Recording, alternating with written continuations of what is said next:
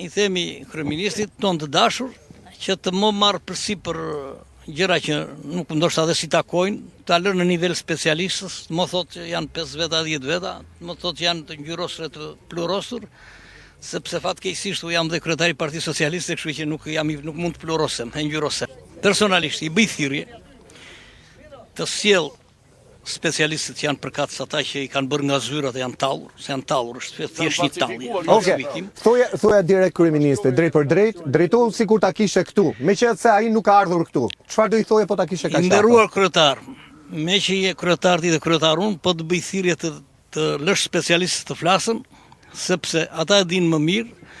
Të presim këtu në Trajgjas ta shikosh dhe vetë me sytë tu, që këtu nuk ka ngjyrim politik, po ka nevoja për ujë të pishëm. Mos harroj që populli këtu ka hedhur rreth 3 milion euro për të siguruar ujin.